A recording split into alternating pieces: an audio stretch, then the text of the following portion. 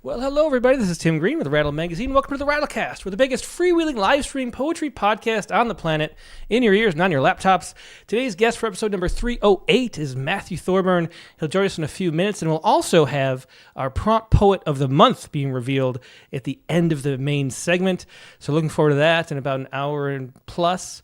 But in the meantime, I should say that Rattle is a publication of the Rattle Foundation, a 501c3 nonprofit working to promote the practice of poetry. We've been in continuous publication since 1995 and are unaffiliated with any other organization. We just do all this. We love poetry. I know you do too, so please do click on that like button and subscribe. Make sure you ring the bell for notifications. Share it with your friends. Tell people you enjoy this show. That's the only way poetry gets out there in the world, is if you tell people about it, remind them how fun it is to be a part of this community. So make sure you do that. That's all we ask, but we really appreciate it. Now we're going to start out with our Poets Respond Poet like we always do. And we had a powerful poem this week, very personal take on something going on in the news. And our guest right now is me, JaLeah Hedrick. Hey, JaLeah, how you doing? Good. It's JaLeah. JaLeah. Yeah, well, great to see you, JaLeah. So, yeah, thanks for being here and sharing this poem with us.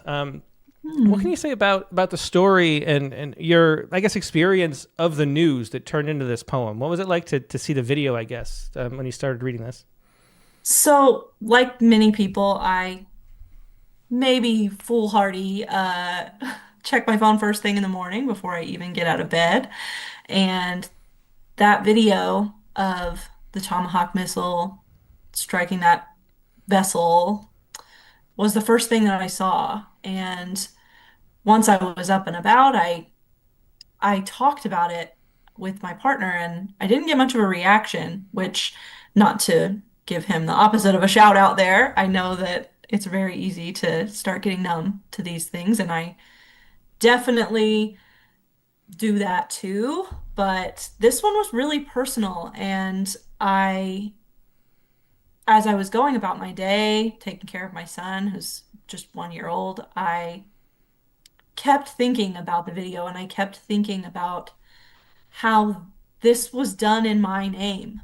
And anytime our government executes someone, it is done in all of our names, but this one felt especially personal to me. And so I guess I started writing the poem as a way to own that, but that may be what I've decided in retrospect, because really this poem hit me like a hailstorm.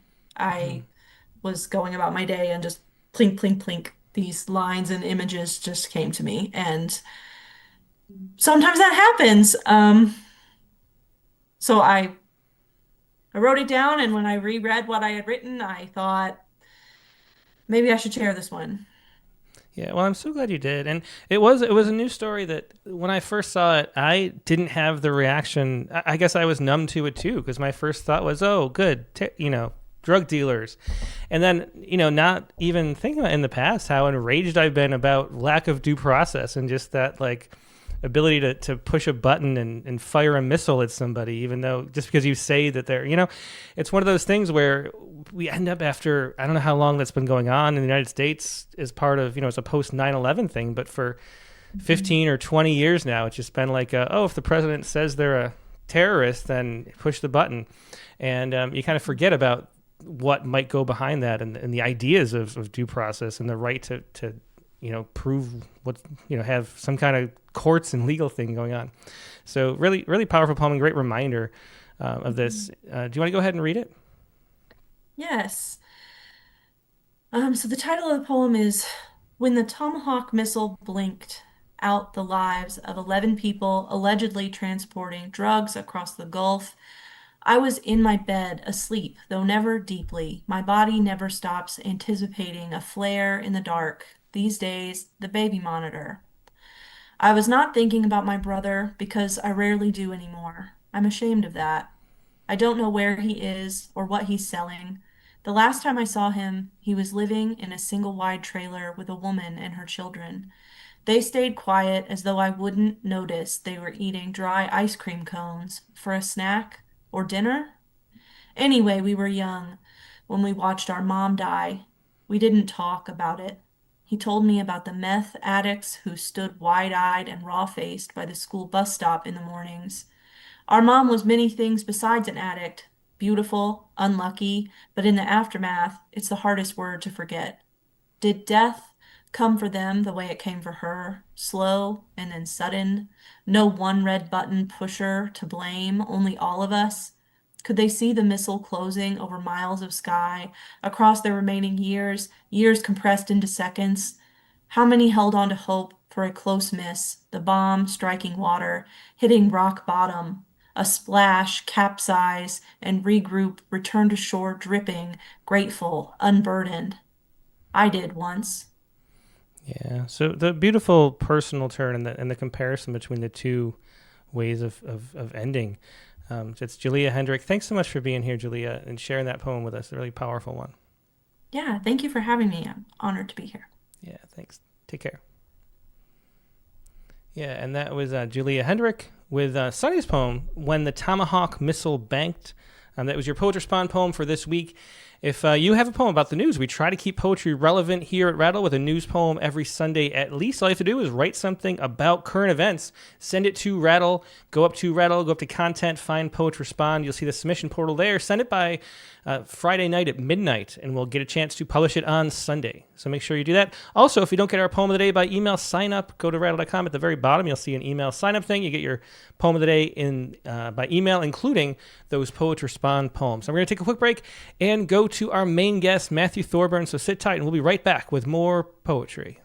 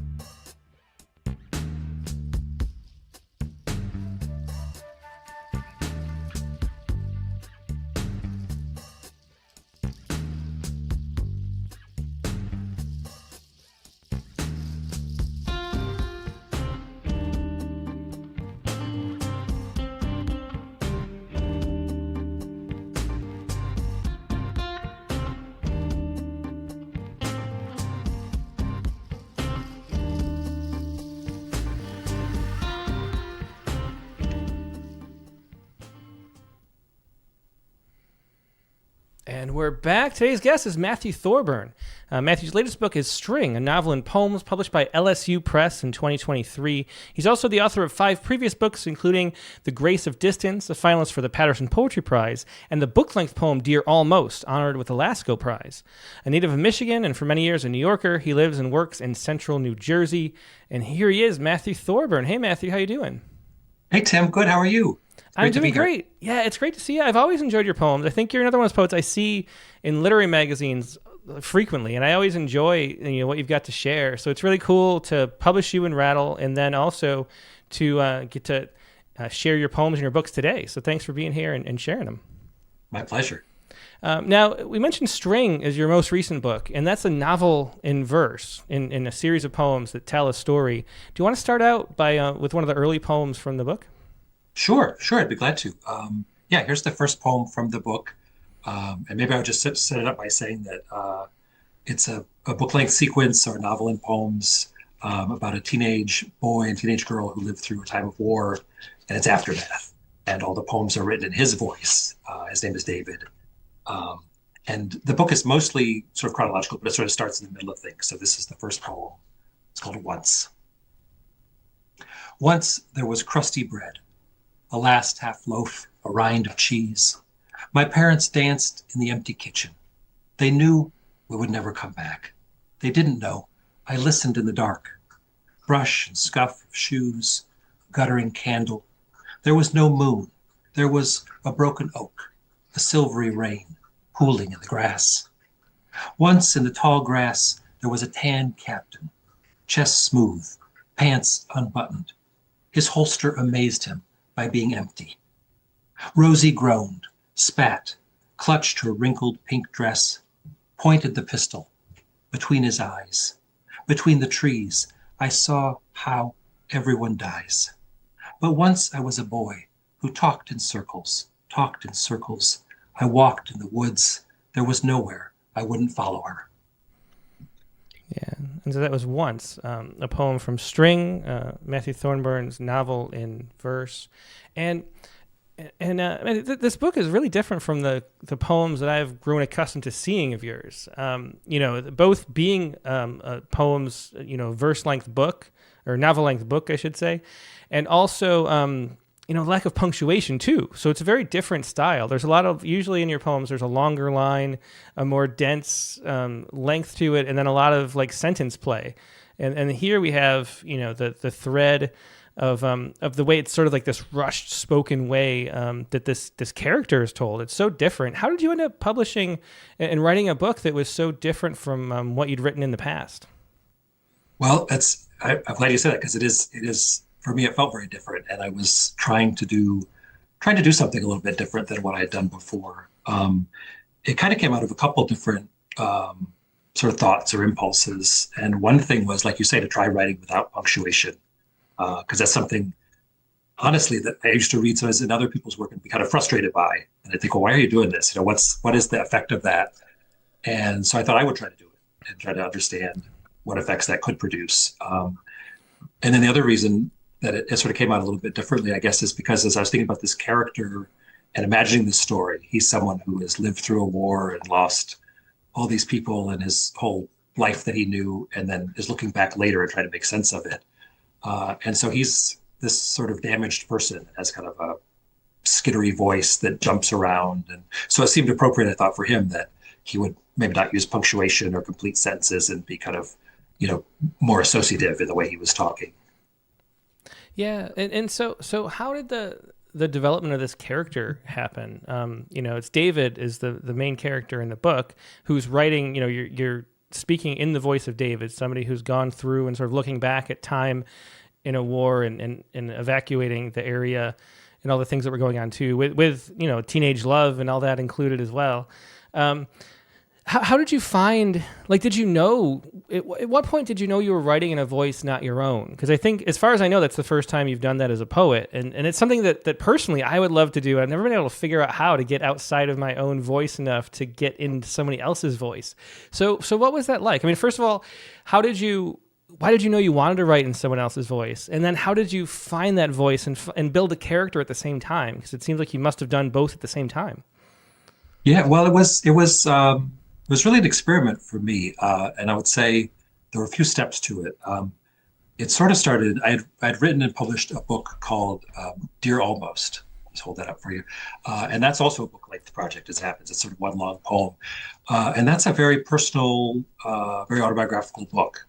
It's a long poem about figuring out how to grieve for an unborn child lost in a miscarriage. And it was a very hard book to write, but it was something I needed to write. But after writing that and going through that whole project, I wanted to try to do something that was not about my experience. I thought, something, and I thought, well, how do you write a fictional poem?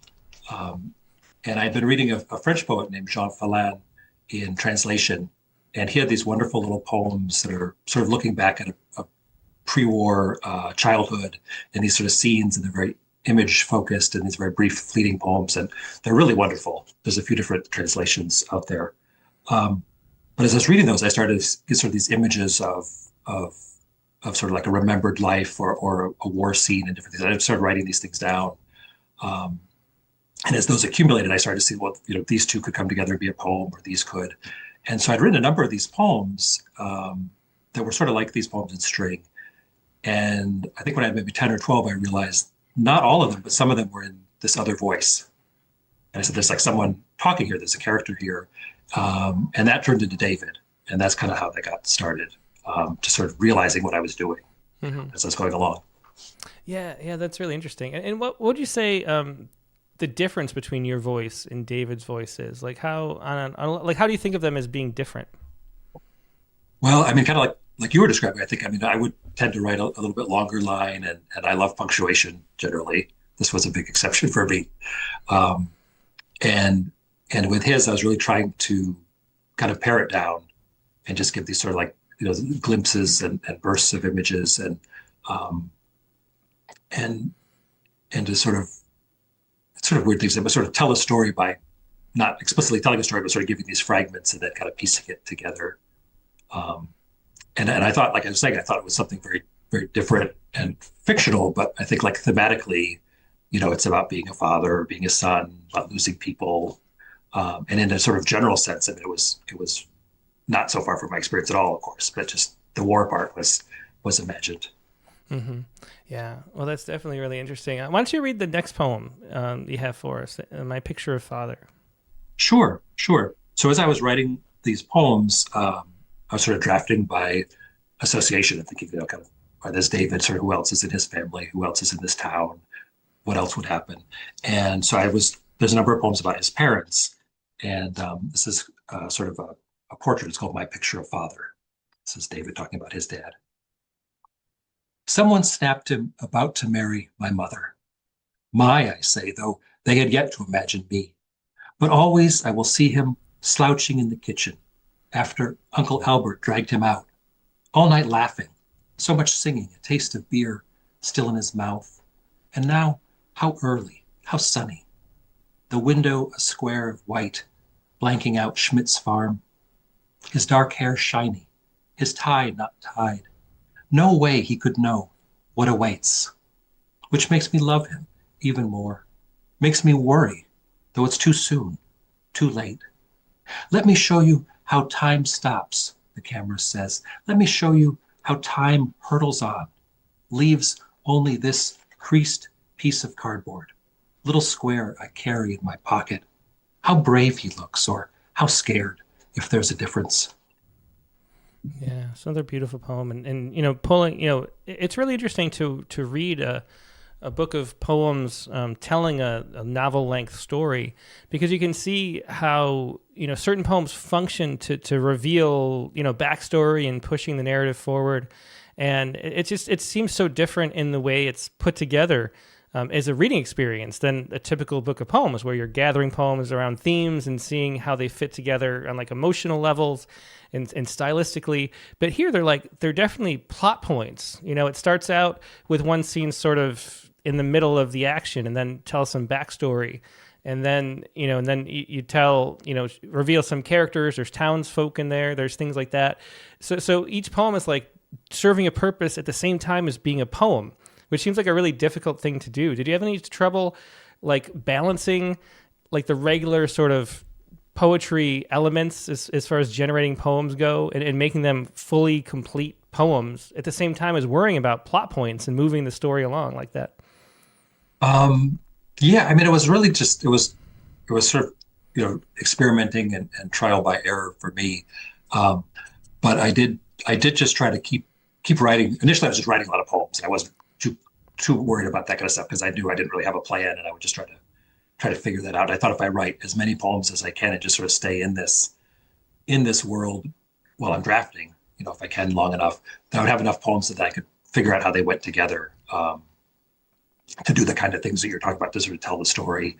And so I did that, and then it was kind of a long process of figuring out how do these fit together, kind of where to start, where to end, and to see like is there something missing, or I found there were some poems I just didn't need. Kind of to your point, there were sort of extra things that didn't really advance the story, I guess, in a way. There were sort of other poems that I cut. But it was really the kind of thing I learned as much as I know how to do it, which I'm not sure, but I'd say I learned it by doing it, just sort of trying to figure it out in this case with these particular poems. Mm-hmm. Yeah, well, cool. Let's hear another one. What do you want to read next? Sure. So this is, as I was saying, one poem would kind of prompt another poem or lead to it. And so after I wrote My Picture of Father, I wrote My Picture of Mother. And so these are sort of companion poems that sort of they do sit side by side in the book. So My Picture of Mother. There is no matching photograph of Mother. Almost still a girl and so skinny, her fair hair braided, too busy climbing into her complicated white dress upstairs in her own mother's house. Why so many hooks and eyes, she thinks. Why can you not sit still? Her mother wonders aloud, cinching her in, knowing her daughter will never get to sit still. What mother hoped for, wished, or worried over, I'll never know. I was too young to know how to ask. Yeah, and that was My Picture of Mother. Again, we're reading poems from String by Matthew Thorburn. And talk a little bit about the theme of war and going through that experience for the main character. I'm always fascinated with the underpinning, like, psychological reasons we're drawn to certain things. Like, we're obsessed with certain ideas, often, especially as artists, and then the art, it comes out, in ways that are always sort of surprising. And what do you think is it about the war story that made you, that drew you toward it and made you write at this length on that topic in this narrative? Yeah, well, that's a good question. Like I mentioned, the Jean Falin poems were kind of a pre-war thing, and so that kind of put that in my mind, and certainly in the news. I started these poems about 8 or 9 years ago. Started writing them, and the book came out a couple years ago. So there's, I guess like any time, there's conflicts in the world and different things going on. So I think that was in mind for me. And I guess as I'm writing, it was sort of interesting to me that, as you say, I kind of have these two stories of there's this larger events happening with this army invading and all this violence and everything's going on, but it is also a love story. And in that first poem, we got sort of a glimpse of Rosie, who's the other main character. She's really, I'd say, the hero of the book that David is in love with, at first kind of from a distance and then up close, and then they get separated due to the violent events. He's trying to find her through much of the book. So I kind of liked having that sort of larger drama, but also that very teenage feeling, I think, of like, I know there's a war, but I also happen to be in love, kind of what that's like. Mm-hmm. Yeah. Well, let's hear another one. Until You Never is next. Okay. Yeah. So this is towards the end of the book. One of the other things I did, I guess, as I was writing these, I just kept trying to write poems. And like I said, there were the two parent poems that were sort of companions or sort of sequels to one another. And I also had this idea of writing a poem. A lot of David's feeling is that he wants to go back. He'd like to go back to this lost childhood and this lost world that he lived in before all this happened. And so this poem tries to do that and then enact that. It's hard to say. So this is Until You Never. Backwards, I would tell it. So the soldiers borrow the rope from Jean's neck to hang the church bell. So rocks fly from windows and sparkly bits rise into frames. So flames turn into Schmidt's barn. A crackling torch, a glass bottle drop into a soldier's hands. I would tell it backwards, so the bleeding sheep go quiet. The lightning-cracked sky lightens in the west. The sheep wander backwards out of the barn. Soldiers climb back into their trucks. Their tanks roll slowly out of sight. Rifles suck up each bullet as they go. So Mother will appear here beside me again. I'll drift awake again. She strokes my hair, her warm hand. My sweet boy, a dream, she says, a dream. You must wake up now. It's time to turn on the light. Time to get dressed, eat dinner, grow smaller, until you never have to live through this. Yeah, and that was Until You Never. Another poem from String by Matthew Thorburn. I did want to talk more about that lack of punctuation. So we have a critiquing show that we do every Friday, the Critique of the Week, and we talk about poems. And so often one of the things that I have to say is that the lack of punctuation is really hard to do. It's hard to make it so what you gain by doing it is less than what you lose in having it be difficult to follow. Like, it's really important to establish like the pacing of the voice in a way that the reader can follow, while also, keeping what you gain, which is a kind of ambiguity, I think. So was it a difficult process trying to find that balance? Like, what did you learn in the process of writing in this way without punctuation about getting it to work successfully? Yeah, it is. I think as a reader, like I said, like I said earlier, I tended to be very frustrated by it. I'd seen other people's work and I'd think the things you're saying. What is this adding? And it was confusing. But the poet Leslie Harrison, I read her book, her second book, and she started writing without punctuation. And I kind of, a light went off for me because I thought these poems really, I could see why she was doing that and the value that brought. And for me, I think what I learned, at least in my own poems, was that it made line breaks even more important. Because like you're saying, they kind of help almost act as punctuation or in these poems, I generally had shorter lines to sort of keep meaning from getting too confused, but also would kind of give chances for double meanings or for meaning to go in different directions. So I really enjoyed it, but also for me, it's very tied to David's voice. Mm-hmm. So, like in the poems I've written since this book, I think with only maybe one exception, they all have punctuation. I kind of went back to my own voice or my old voice in some ways. Yeah, well, it's interesting too. I think, if you look back at the poem, there are places that you naturally pause in between lines. Like it's sort of the lack of punctuation. In a way, like I don't know, somehow you established, and I had no trouble reading this, which is the interesting part about it. Somehow you established that you can stop anywhere you want, and I think that sort of is almost the key to making it, is to establish that so you know what you're getting into. Because like I noticed, and I'll pull it up on the screen. You can't see it, unfortunately, Matthew, but for everybody at home, they can see the lines here where you said, "So mother will appear here beside me again," and then you pause a little bit, and then you said, "I'll drift awake again," and then you pause a little bit again, and said, "She strokes my hair, her warm hand, my sweet boy," and so it sort of lets you decide. I don't know. There's a really interesting way that because as we're reading poems, just as a reader, we're really letting the voice of the poet, the voice of the speaker, inhabit our bodies. Like we become the instrument for that language to play.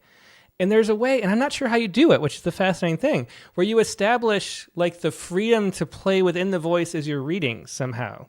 And I think that's a really interesting, almost like jazz-like kind of thing. But I was struggling just trying to figure out how it wasn't difficult to read, given the way that there are natural stops in between. In between the lines. So what is your insight into that? Well, first of all, I really appreciate it. Thank you. That's a big compliment to me. I think, I don't know exactly. I would say, I definitely, in general, I do a lot of revising out loud. I like to read the poem, hear them. And especially with these poems, I did that. And I also just wanted to say, I have a wonderful, wonderful editor at LSU Press named Ava Heyman, and she was very good at reading these, and they were very different from things that she had worked on, I think. But she sort of recognized that too and was able to help me see poems where what you're describing kind of, I think, was happening, and then some where it really wasn't. And we looked at the line breaks and how to try to make that work better. But I think for me, it probably was like, keeping the lines a little shorter than I might normally, and then having these phrases that are maybe like a couple of beats each or so. So they kind of, they kind of come in these pulses almost, if that makes any sense. Yeah, it does. Getting back to the thing about the why write the book, why be drawn to war? I kind of feel like every book that's successful has some kind of like thing the author learned from the process of writing it. That kind of feels like the way the books go. Like so often we have a problem that's like needling at us, that's making us write and create and try to figure it out. And then the book is sort of the collection of attempts to get there. And then saying you have a whole book is like saying almost that you got there. And I think the books that really work and make you feel something after you read them are books that did get there and did get to some kind of learning experience in the collective. Did you feel like that happened with this book, that journey into the war story? Did that teach you anything about your own life or life in general? I think so. Yeah. Definitely as a writer, on a sort of a formal or sort of structural level. Like the book I mentioned earlier, Dear Almost, before those personal events happened that I wrote about, I was, had it in mind that I wanted to try to write a book length poem, and it takes place over the course of a year. And so I had sort of this idea of something I wanted to do as like a vehicle, and I was like, kind of what to write about, and then life happens, and you have that. And then with this book, I wanted to, like I said, sort of try to do something fictional, and I had this idea of like a sort of book length. I get another book length project or sort of a sequence of poems. And that kind of just carried me along. I tried to make it not be about any one particular war or particular place or even time as much as I could. And that's another thing with Jean Follin. His poems are about his experience, but they feel very timeless to me and don't sort of have references too much that to me suggested time. So I try to avoid that. Just because I'm not any kind of expert on any war or even, any particular conflict or anything like that. So I want to just sort of talk more generally, hopefully more timelessly if I can, about that. Mm-hmm. Yeah. Well, we have one last poem from the book and then we'll move on to newer work, but let's read A Girl Was Singing. Sure. So the book starts with that first poem I read, which is sort of in the middle of events, and it goes all the way forward through what happens and then until it never happens. And then the book ends with a poem which actually takes place before everything else, kind of is like going back to the beginning of the story in a way. So this is the last poem, A Girl Was Singing.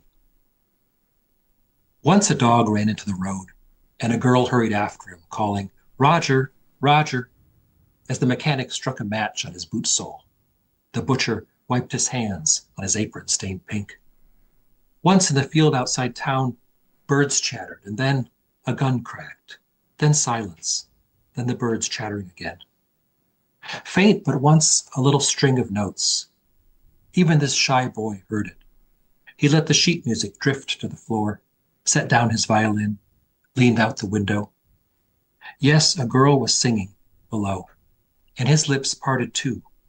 I mean mine, it was me, though I didn't know the words, didn't know her name, what would happen once I did. It was the first day of May. A train clattered by.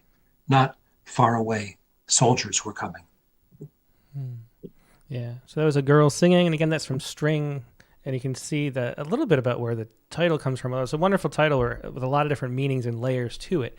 So definitely check out the book String and see what all those layers are. Leave something to the readers who buy a copy. Because we were starting out with a novel in verse, I wanted to talk mostly about that to start with. But we haven't really talked about you personally in your background in poetry, which I'm always fascinated by. And I saw, looking up a little bit more about you, that you are not, you don't teach poetry. You actually work as a writer in marketing and things like that. So what is your background as far as falling in love with poetry? Did that, which came first? And do you remember like the moment that you sort of fell in love?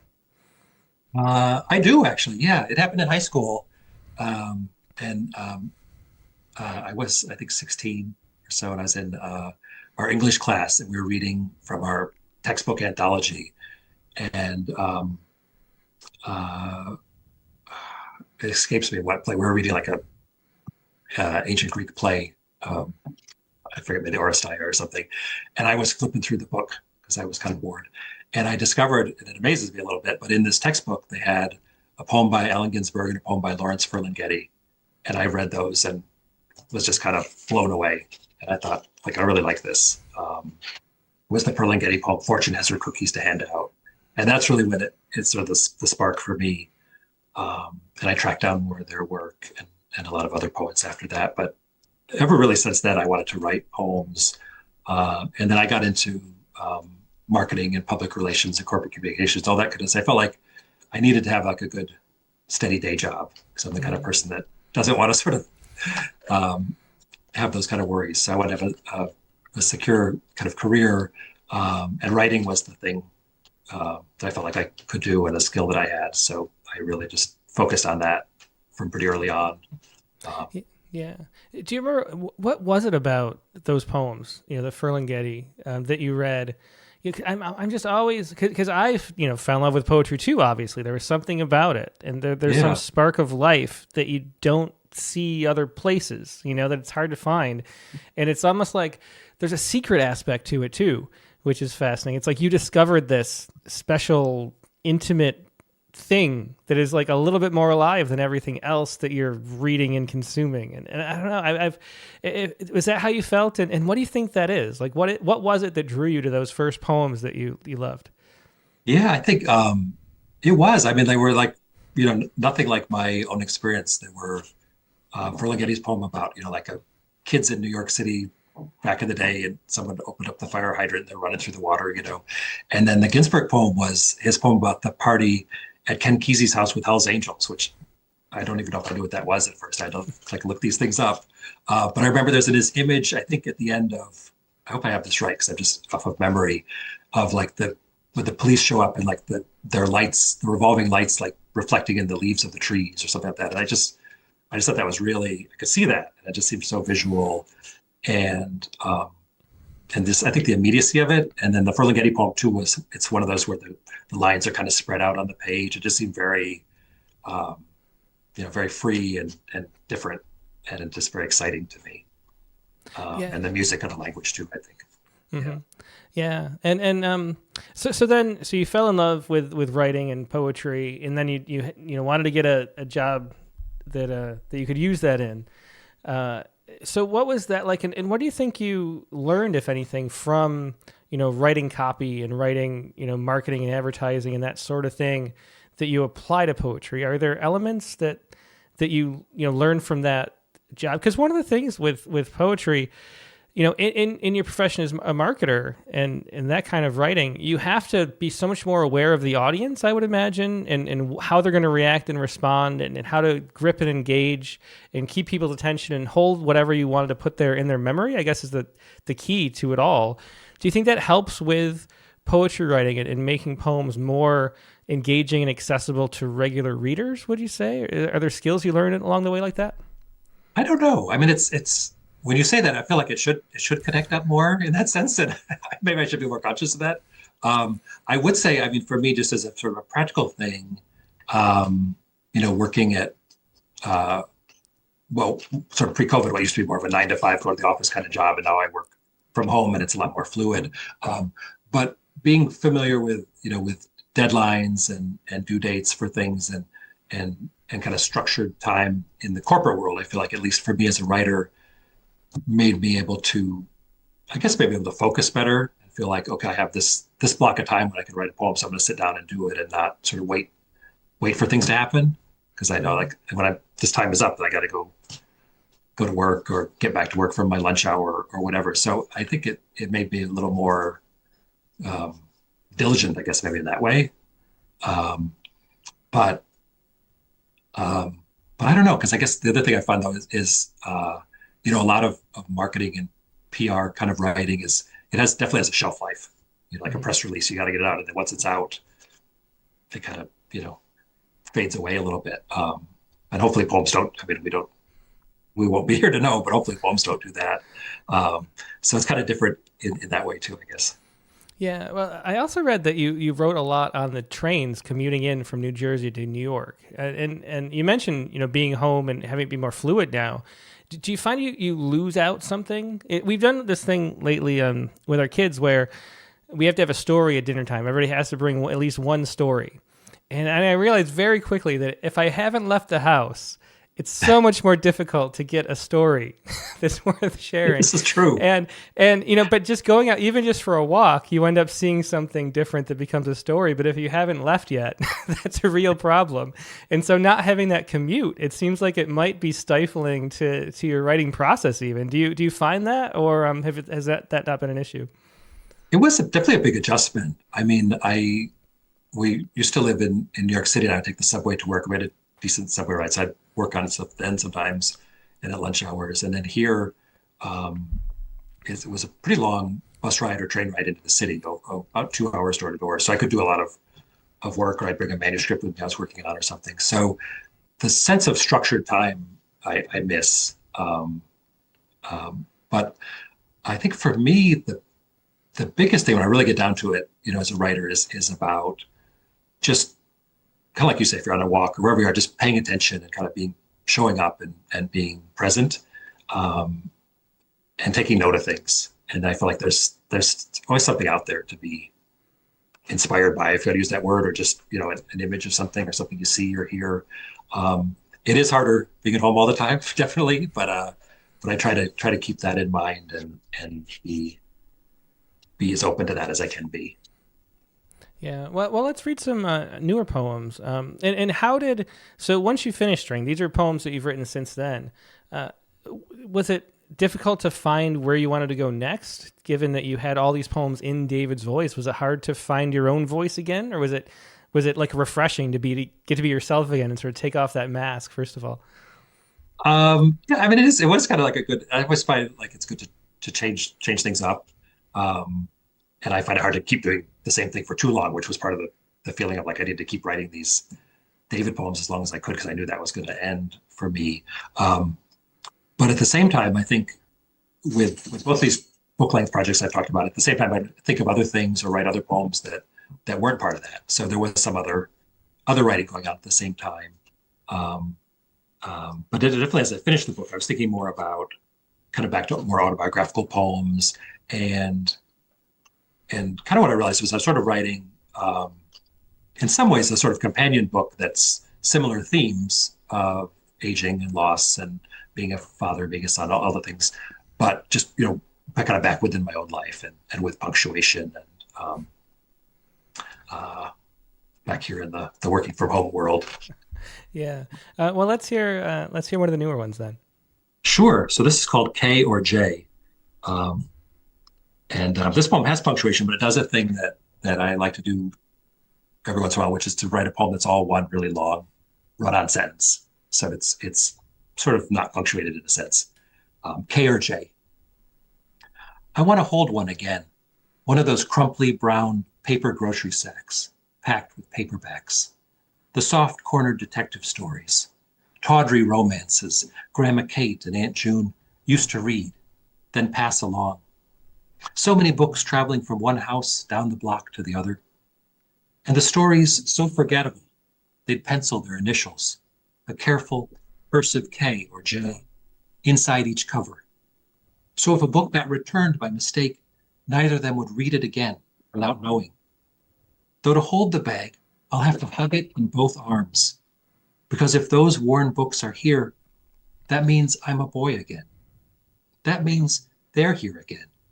Aunt June, Grandma Kate, and they'll say, hold on tight so it doesn't slip, so you don't spill. But then I can tip my face into it and breathe in the warm, smoky scent of crumbling pages, the faint trace of their flowery perfumes still in the air all these years later, the lingering smell of dust and must and loss and time. And that was K or J, a newer poem by Matthew Thorburn. One of the things I wanted to ask you about, Matthew, was because actually I didn't realize I had to pick up my daughter after school. It was an after-school activity. And so, in the car on the way back, I popped in a reading that you did somewhere that was on Spotify, I found, just to get more familiar with your work a little bit. And my daughter was talking, as I was like putting it on, about how I used to bring her to readings all the time. And when she was like 4 or 5, even I think maybe she even started at 3, but she would come and like she had this little opening poem, and then she'd go in the children's area and like look at books while I was doing the rest of the hosting of the reading series. And she was talking about how she has like stuck in her head, she called it the old lady poet voice. Which is, it's the poet voice, but there's but that way that you like lean into every syllable, and there's just like false lilting almost. I mean, everybody knows, I guess, if they've listened to poetry, what the poet voice is. And so I hit play, and she was in the middle of talking about this. And then she said, oh, but this guy doesn't sound like the poet voice. He could be on the radio. And so I wanted to ask, what is the key to reading in a voice that sounds like that? Listening to you read it reminds me of George Bulgare, who's been on a few times. I'm reading his poems, and he has a radio show too. And there's a way that you pause and move sort of gracefully through without having that slightly elevated, effective nature that turns so many people off. Do you have any advice for how to read and perform poems? Because I think you do it especially well. Oh, thank you. No, I definitely know that voice. I've heard it a lot. And I've been to reads where someone has wonderful poems that like reads really fast or rushes through the line break stuff. So I guess my advice is to try to read slowly or slower than you might. That's what I try to remind myself and to practice. And Also, like I was saying, I tend to revise out loud. So by the time I'm ready to share something, usually, I've read it a lot of times just to myself, not trying to perform it, but just to hear it, and try to hear the words that I want to kind of emphasize or pause on, even if it's not really the end of a line, but just sort of a turn in the poem. Yeah, well, that's interesting. Can you say more about revising out loud? I think that's definitely good advice. Like, what are you listening for when you revise out loud? Is it just the music of the poem and the pacing, making sure it's right? Like, do you hear where it's off? What is it that you're listening for, and why does it help to read out loud while you're revising? Well, I mean, for me, I guess I found at some point I realized I would sort of hear things that I might not see, because I think reading on the page, I would read too fast, and so it kind of slows me down. So like when just even little things like when I'm revising, if there's like a lot of ing words, or if I say like too many times, or just those kind of like repetition that isn't effective repetition is one thing that I think of. And kind of the flow of the poem, I would say. And sometimes like in K or J, I guess, where I'm trying to tell a lot of these newer poems, I'm trying to tell a story. And for me, there's always kind of a balance between, you want to get enough on the page that you're conveying, you're getting the story across, but then versus like what's in my head or my memory. But then sometimes if it's sort of too much, it starts to feel like prose, or it's maybe more than you need to say. It says withholding things can be very effective a little bit. So sometimes hearing that, it helps me to hear that, I think, when it's out loud. Yeah, definitely. Let's see. Well, let's hear another poem. Next, we have Memorial Day. Sure. So this is another family poem. This is about my mom and dad. It's a poem that came right out of them telling me this thing, which I was really sort of startled by. It's very practical Midwestern thing to do, but it just sort of shocked me. So this is called Memorial Day. It was a savings, Dad says, to get it done when they did Uncle John's. And one less thing for you to worry about, Mom adds, as if this is what worries me. But it's why I picture them there now, kneeling in the grass. They turn over the dirt with a trowel, lift each flower from the garden supplies plastic trays, red and white geraniums, yellow pansies, each with its clump of roots and dirt, then tamp them down in the holes they've dug. It takes all morning. Dad fills a coffee can from the spigot back by the car. They stop to sip from water bottles brought from home. I'm not sure we'll be back next year, I hear Mom say, though they've done this every year for decades. Otherwise, it's a quiet ritual, and I wonder if they ever get so lost in it, forgetting sore hips, achy knees, forgetting finally even where they are, that they glance up and go breathless all over again, seeing their own names there on the family headstone, and below each, one date and a dash. Yeah, and that was Memorial Day, another newer poem by Matthew Thorburn. I should say, if you're enjoying this interview and reading, please do click the like button. It always helps. There's always more than twice as many people watching live as have clicked like at this point in the show. And if you click like, it makes more people watch it later, which is what we're always trying to do, having poetry spread around the world and make the world a better place. So make sure you click the like button. Also, if you have any questions for Matthew, do leave them in the chat window on Facebook or YouTube, and I'll pass any along. There already was a question from Ted Guevara, who wants to know, who is Mr. Thorburn's hero, go-to poet? Do you have a hero go-to poet? That's a good question. It's hard to pick one, I think. Yeah, but he did say a hero, so all right, on the spot. Awesome. All right. Then I think I would have to say Seamus Heaney is someone I've read for a long time and just made me excited about poetry and who I've learned a lot from his work. I didn't know him or anything, but just as a reader, I learned a lot from his work that has helped me as a writer. His musicality and his way of describing a thing, some tactile thing and making it so present has definitely been a big influence on me. Yeah. Well, it's definitely a good example. I wanted to ask, because you're the author of books and sort of different, as far as you can get, as different genres go within poetry itself. Because you have the memoirish verse book, Then you have the novel and verse where it's fictional, and then you have traditional poetry books. Have you found that audiences react to any type of book better than others? Did certain books sort of take off more because of the genre, or what's your experience of playing within that sort of range of what a poetry book can do? Well, I think for me, I guess I learned that these book length projects are a little more challenging to present and to sort of give a sense of in a reading, to sort of, I guess, first to share the premise and then to read the right pieces that kind of give a feel for it. And, like for instance, with string, I've done quite a few readings in the last couple of years and tried to give a sense of the story without feeling like I've read enough that someone wouldn't want to read it or feel like they've already got it all, or on the other hand, read pieces where it doesn't really give us, it's sort of hard to find, like, to give a sense of the story, I guess. Whereas with my previous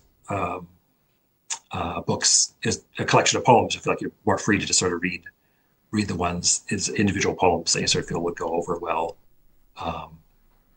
But I guess I found whatever I read, so that it helps always, I think, to talk about the poems and to give that backstory or to share some context with people.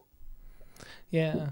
And what about, publishing poems, because you are with LSU University Press, and is there any difficulty breaking into that? Because the world of poetry, mainstream, if you can call it that, poetry is so academic.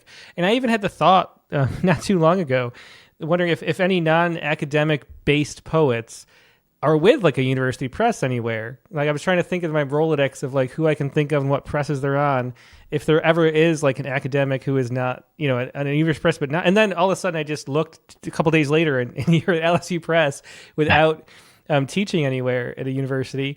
Is there any feeling of being at odds with traditional poetry publishing, or any difficulties, or do you think it's just as easy or even like refreshing in a way to be outside a little bit and have one foot within it?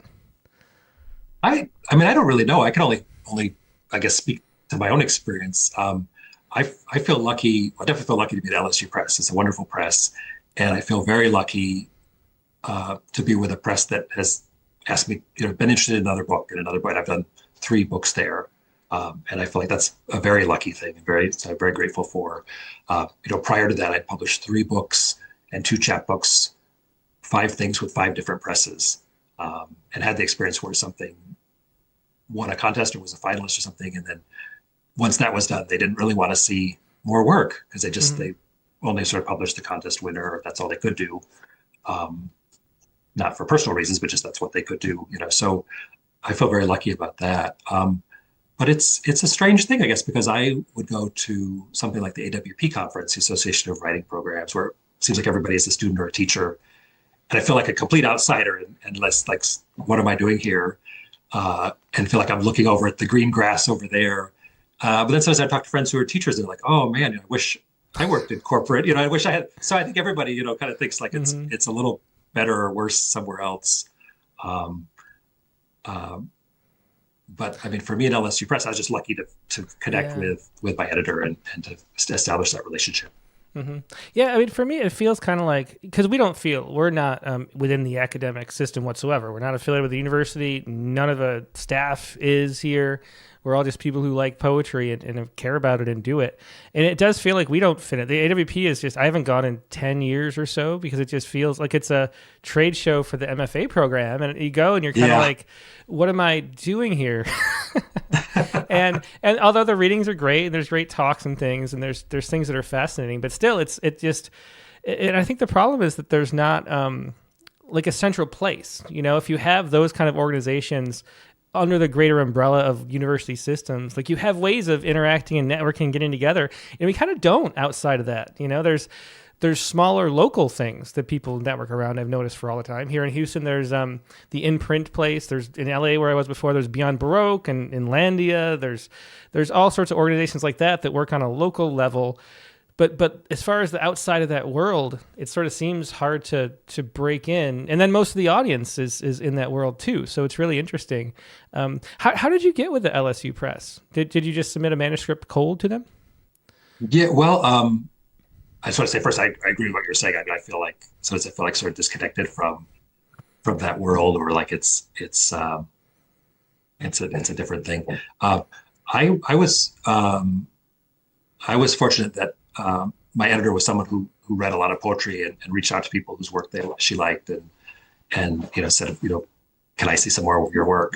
But it was a process, I guess, because I did share work with her, and at first she was like, oh, it's really great, maybe not right for me, because she could do like one book a year in her series. And then she told me later that she said that and was kind of thinking about it more and read it again. And over time we talked more, and she was like, actually, I think that we would like to work, and I would like to work with you. And I keep thinking about this work. And so we were able to connect. So it was an incredibly lucky thing. It's very random how it happens. She had read some work that I published online in a journal, and was drawn to it. So I'm very grateful for that. Yeah. So I want to ask you about sort of what you get ultimately. Like, what is your goal as a poet? Like, what do you think drives you to keep going, book after book into new things? Is it the love of having the finished product, or is it the process itself? What keeps you coming back to the blank page and trying to fill it up? I do love the process. I love being in the middle of writing something. If it's a poem, or like with Stranglet, it's the whole book, just kind of being in it. And I think I used to think I was happiest like finishing a poem, and that's a great feeling. But then I realized like I didn't want to like rush that too much, because I really enjoyed just revising and feeling like I'm getting there, and I know I'm not there yet, but I've made some progress. I'm going to do more later, just kind of being in the midst of that. So I love that. And then the other thing I found I really enjoyed, kind of weirdly, because with my first book, I really agonized over how to put it together. How do you put together a manuscript? There's whole books about this, and essays and things. And it was such a painful thing. And then once I'd done it once, I realized I actually kind of enjoyed it and wanted to do it again.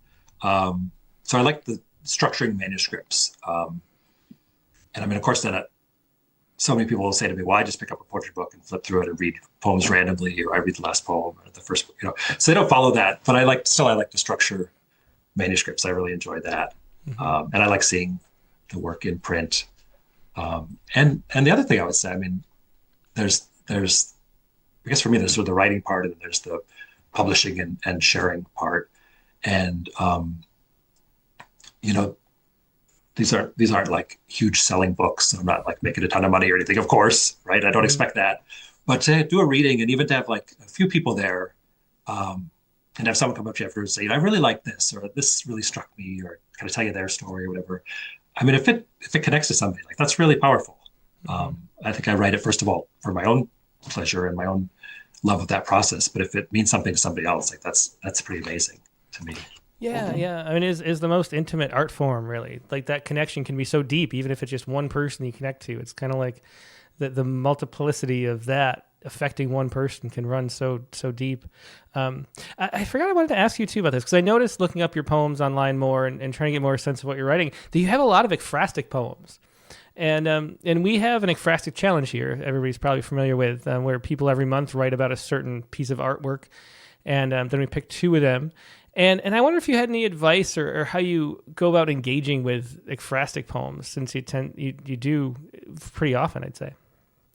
Yeah, well, so thank you for mentioning that. And actually, I shared a few new poems with you for today, but the ones I didn't share is I'm also working on what I think is sort of an ekphrastic collection, possibly, or at least quite a few of them, about works of art and people who make things. I really am drawn to, I think, paintings especially, just because I think I like the visual aspects of poetry, images and description. And if I can look at certain paintings and feel like there's a story there that maybe I'm seeing or imagining or bringing to it, or that it's suggesting to me. Years and years ago, someone told me that was a great writing prompt. If you were stuck, go look at paintings and write something. And it works for me again and again. So I do that a lot. And how do you go about like entering a poem through a painting? Is there sort of a process to it that you tend to go to? I think it's a little different every time. Hopefully, it's a little different every time. But I know I've written like a number of poems lately or over the past couple of years, I guess, in response to paintings by Edward Hopper and by his wife Jo Hopper, and some of them, I mean, sometimes it's what's there that's suggestive to me. His paintings, I feel like, are very suggestive of stories. They're very strange. I felt like they seem initially normal to me, and then the more I look at them, I'm like, this is very weird. What's going on in this painting? A lot of times, and then some of them, I feel like there wasn't something going on, and it would sort of like write a poem kind of like against that. So just kind of spending some time with it. And then the other thing I would mention just very briefly is I took part in a project called Telephone, I think it's called, where they pair up a visual artist and a poet or a writer or another kind of artist, and you respond to their work. And they just send you a picture of something, kind of like what you're saying, the aphoristic challenge. Mm-hmm. And I got this very abstract sculpture. I didn't know what to do with that. And I just looked at it for a long time. But eventually I found just like spending time thinking about it, things started to kind of percolate. So yeah, definitely. Yeah. I mean, make great jumping off points. Well, we're about out of time. Do you want to finish out with one last poem? Sure, I will. And this is not exactly ekphrastic, but it's a haibun that does talk about a work of art, a woodblock print from Japan. This is called Fireflies. Yellow-green glimmers against the blue-black sky. One, then another, then another. In Hokusai's woodblock, a lady's servants have caught fireflies in a wooden cage. It's dawn there, so no wonder she looks so tired. They're so faint. In my mother's long-ago childhood, the children trapped them in a glass jar. Air holes punched in the tin lid, but still, come morning, they've died. Is that why I stand here now? Why I only want to look? I linger over their sudden ons and offs, the way they mean and keep meaning, these pinholes in the night. Seeing them yesterday feels farther away. Each scrap I swore I'd never forget slips deeper into the dark. The words, if there were words, then the melody of that song my mother hums as she catches them. The servant whistles as he latches the cage. I could hardly hear. How easy, after all, to let go, to turn away now and watch as the fireflies flare up. Here, nowhere, now here. Yeah, beautiful ending to that. That was Fireflies by Matthew Thorburn. Thank you. Yeah, Matthew, thanks so much for being a guest and sharing your work. I really enjoyed the book and your newer poems too. Good luck getting the next manuscripts out, and thanks for sharing your work with us. Oh, thanks so much, Tim. This was really fun. Thanks. Appreciate you having me. Definitely was. Yeah, thanks so much. Take care. Bye-bye. Yep, it was Matthew Thorburn once again. You can find all of Matthew's work at his website, matthewthorburn.net. That's Matthew, Matthew, Thorburn, Thorburn.net. Find all 6 books and 2 chapbooks there. Also a lot of other stuff too at his website. Now we're going to take a quick break and go to our prompt lines. And once again, tonight is the night we're revealing our prompt poem of the month for the month of August. So that should be really fun. Now the prompt for this week was to, wrong slide. The prompt for this week was to write a poem that features electricity. A really simple one again. It's the second week in a row we had a kind of simple prompt. Write a poem that features electricity. Anybody who has a poem like that fits the prompt that you wrote this week, please feel free to join us to share it. And how to do that is first email the poem to promptlines@rattle.com. That's promptlines, all one word, promptlines@rattle.com. Email it to me so I can show it on the screen as you read. And then find the Zoom link, which I'm about to deploy on Facebook and YouTube. But only join if you want to share a poem. If you just want to sit back and enjoy everybody else's wonderful work, all you have to do is stay right where you are, because that's the best place to enjoy it. You can read the poems as people are reading. You get all that benefit of the chat window too. But if you want to share a poem, jump on the Zoom and make sure, as always, it's a 1-page max for one rule and also a 3-page max on camera. Make sure, or 3-minute max on camera, I should say. Make sure that, if it's a longer poem, you get to it quick. We want to make sure we have time for everybody before everybody starts falling asleep. So make sure you do that, and we'll be right back with a whole lot more poetry.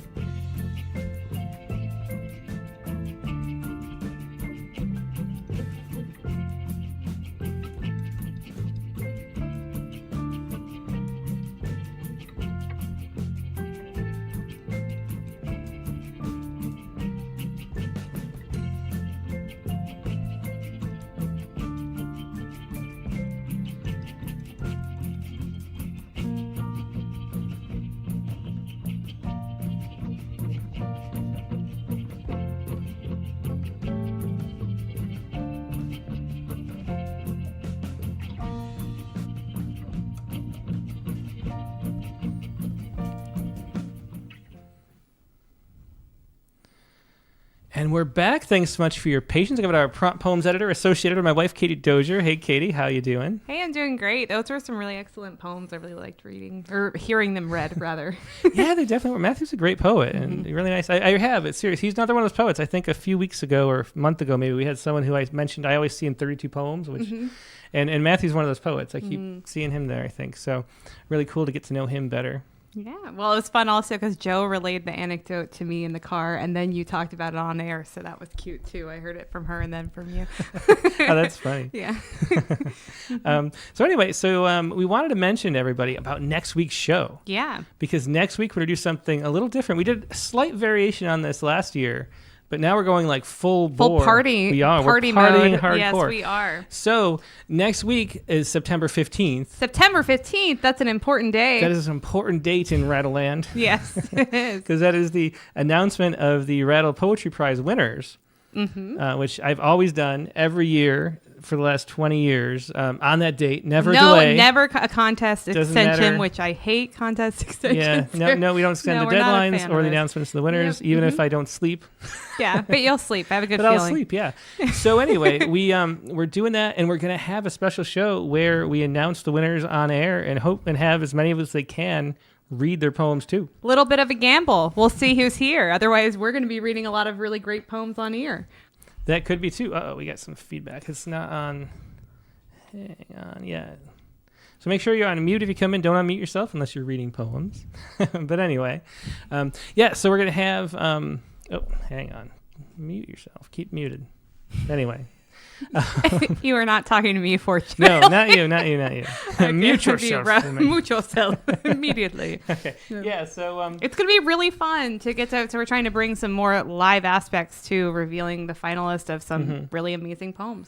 Yeah, definitely. And I think, there's one of the... we have to wait usually to hear the winners. Yeah, which I said we should not wait to hear them. Yeah, so we're going to experiment with this year and Yeah. actually share the poems and people can read them right then. But they're still going to be posted online at the normal time. So if you really want to hear the winners, you need to be here.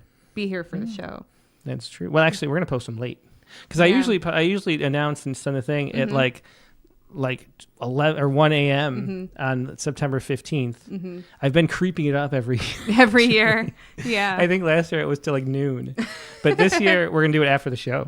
So nobody's going to know. Nobody's going to know unless you're here with us. Who which the I winners hope you are will be. I think it'll be until- really fun. Yep. Anyway. And speaking of really fun, we get to now announce the winning prompt poet of the month, which is somebody who might be a little familiar to people. Familiar A little face? bit familiar here. Who could that be? It could be none other than Brian O'Sullivan. Hey, Brian, how you doing? Yeah, I'm doing good. I'm happy and shocked to be here in this capacity. Yeah, well, definitely a pleasure having you on as the prompt poem of the month. Yeah. So Katie, describe Brian's poem. Why did Well, you pick first, it as I the just winner? want to say how much Brian has been such an awesome supporter of this series from the very beginning. And I checked back because I've been lucky enough to get to read a lot of his submissions. And of course, listeners of the prompt lines have gotten to hear Brian pretty much every week, maybe literally every week. I don't want to cut him short if he's been here literally every week.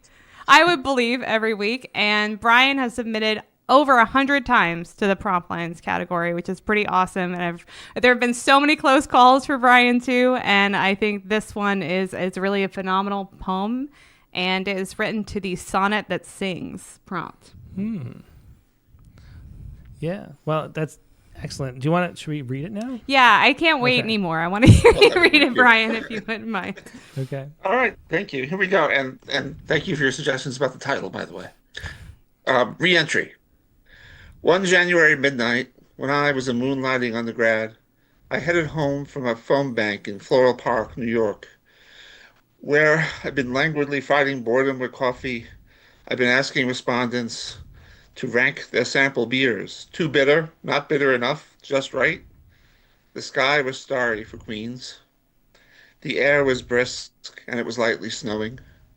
No rush, I thought, unwinding. I'll take the long way there. I turned the dial and the radio played Major Tom. And the stars... Oh. He disappeared. Is he there still? Oh, no. Oh, no, Brian, where'd you go? Yeah, he's just off the Zoom. Oh, no. Aw. Well, let's see. Well, I'll read it for him. That maybe he'll pop back on. Okay. Yeah. Anyway, here we go. This is a re-entry. We'll start from the top. It's a sonnet. So this is Brian O'Sullivan's re-entry. One January midnight, when I was a moonlighting undergrad, I headed home from a phone bank in Floral Park, New York, where, languidly fighting boredom with coffee, I'd been asking respondents to rank their sample beers. Too bitter, not bitter enough, just right. The sky was starry for Queens. The air was brisk, and it was lightly snowing. No rush, I thought, unwinding. I'll take the long way there. I turned the dial and the radio played Major Tom, and the stars look very different today. It hit me like a bomb. I sang along, and my silver zephyr started to sway around the snowy road, following the flow. A few hours later, the Challenger would explode. Yeah. So I knew immediately when Brian read this on the prompt lines that I loved it, and I try to hold back when I know a poem's probably going to be a contender. Otherwise, we wouldn't have the drama that we have in the big reveal tonight. But I think part of why I love Brian's poem so much is that it plays with our expectations of the sonnet. So usually the volta occurs, in the last couplet of a sonnet. But here, we only get it in the final line. And to me, there's a way in which that surprise mirrors, the horribleness of the surprise of a really bad event too at the same time. And I also think that the way in which the rhyme becomes more aggressive as the poem goes on is pretty fascinating, in that it gives us this feeling of building momentum that's really part of our just experience of rhyme and the power of rhyme. So Yeah. Well, it's a really hard-hitting poem. It sneaks up on you, and then that last line is just so powerful. Which, right. Yeah, good way to put it that way. Well, thanks. Yeah. And I also love, too, the idea of, sometimes you read a poem, you're like, well, what's the point? Why was this poem written? And few poems have answered that as directly as this poem as to why these events are relevant or why they matter. So, and Brian's back now. Oh, Brian is back. Hi, Brian. Well, I should add the additional surprise of having my computer. I'm sorry, Brian. Yeah, that's too bad. But I read it for you. I reread it, and so we got the whole poem there. You read it much better than I was reading it. I don't think that's the case. Can't compete with the No, original. definitely not. Well, Brian, I was also wanted to know if you have any advice for anyone who's looking to become like a very consistent poet, like you obviously are, in terms of writing really high quality poems month after month, week after week, more specifically. Is there any advice you have for people looking to do the same? Yeah, I guess the advice is doing that, right? Writing. It's so great for me. I mean, I wouldn't have 100 and more poems if I wasn't doing them weekly for the Rattlecast. It gives me a great discipline. I'm not just trying to flatter, but also critique of the week has been incredibly helpful to me.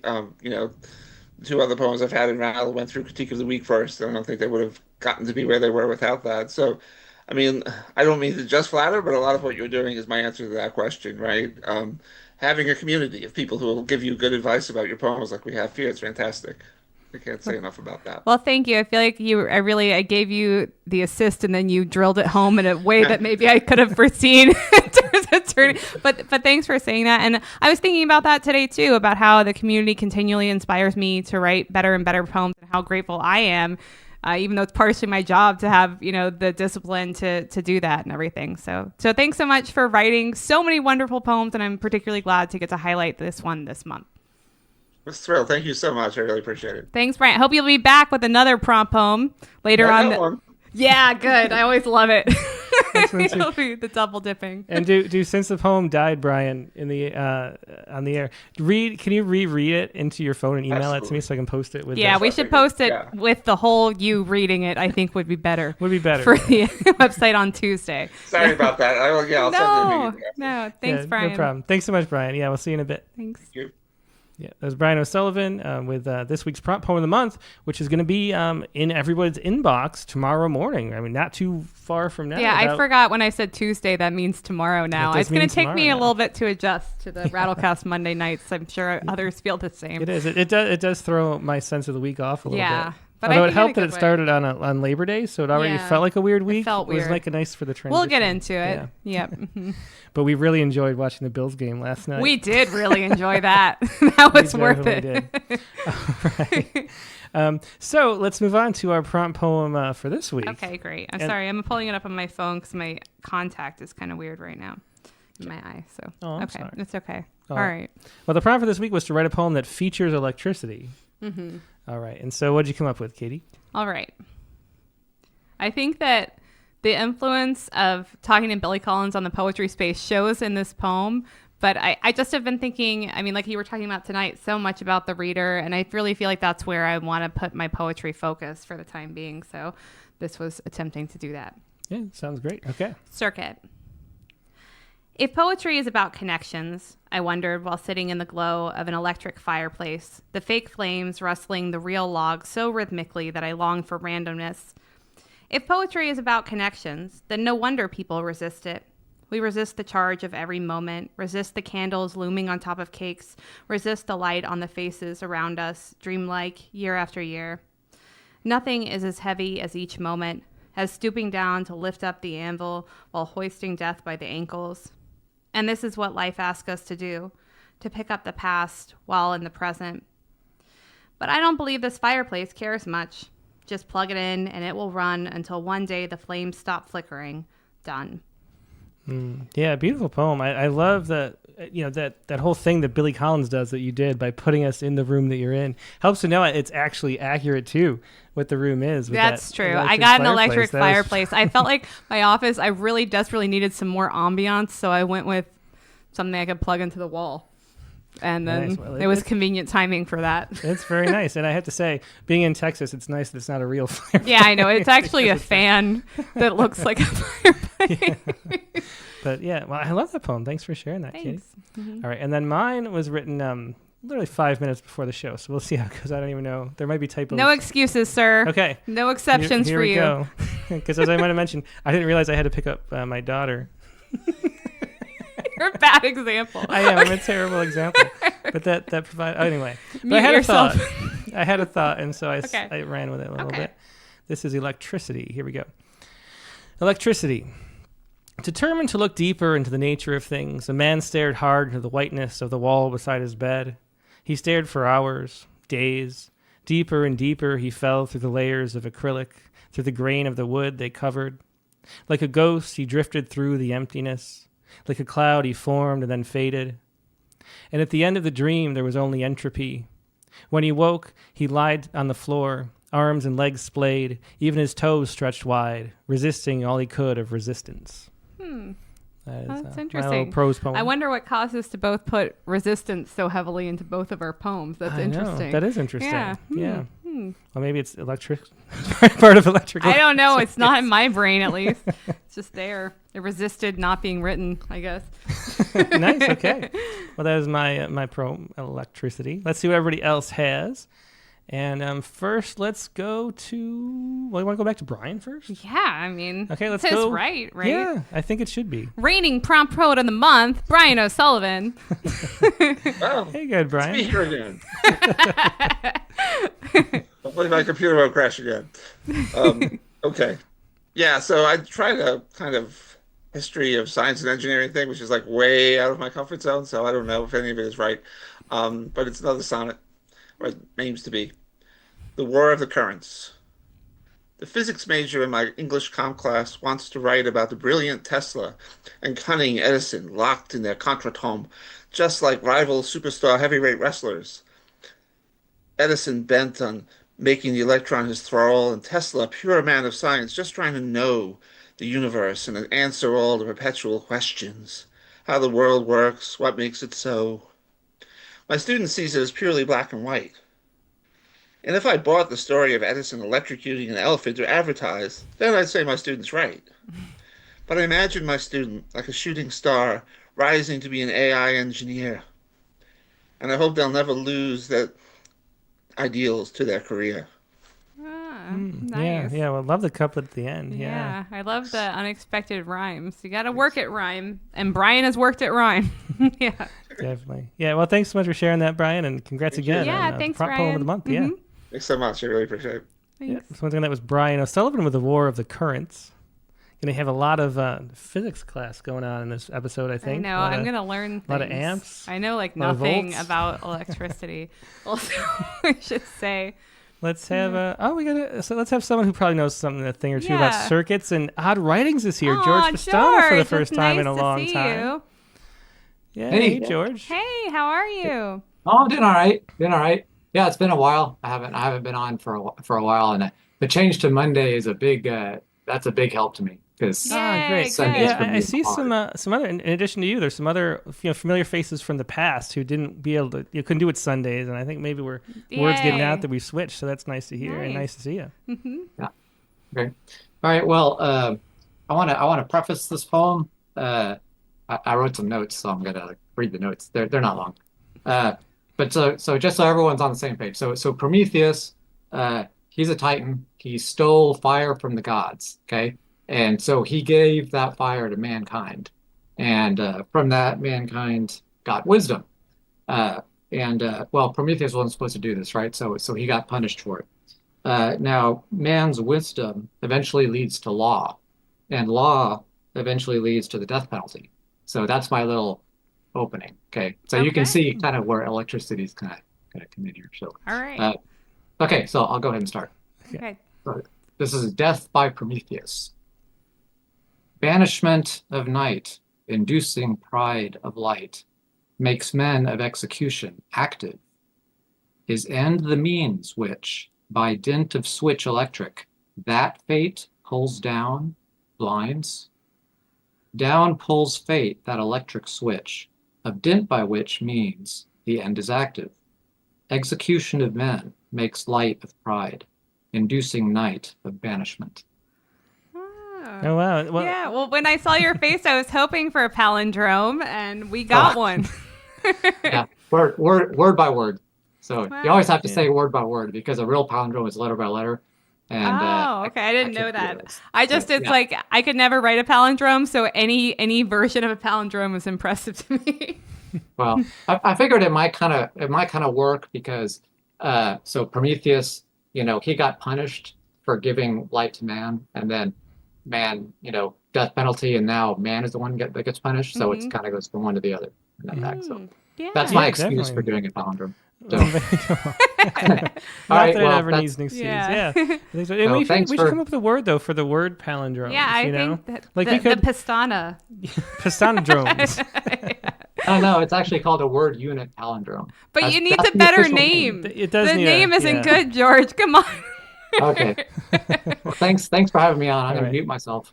Thanks. Yeah, Nice thanks, to George. see you. Yeah, great to see you. It's been a bit. Yeah, Okay. glad to have you back. Yeah, it was Thanks. George Pastana, also known as Odd Writings. George, of course, had a word unit, the best one I've ever read, I think, in my Oh, opinion. well, I'm glad you're saying that because it was an NFT that I then purchased. So Oh, you own thank the you for NFT? complimenting my piece Oh, of it's art that I self-dealing, own. don't I?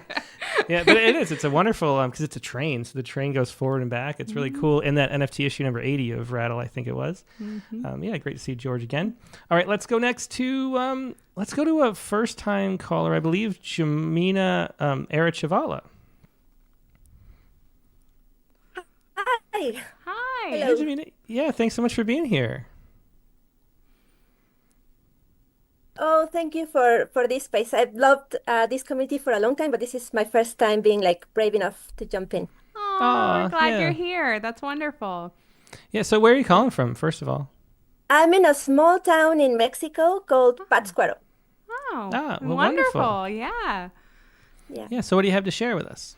Okay, so I have a poem called The Electricity Becomes Amber. Outside, the morning is a river gaining momentum, gathering rain. Inside, Mom lays on the hospital bed we set up for her in the dining room and watches the orchids grow, her body divided in two, both continents disconnected.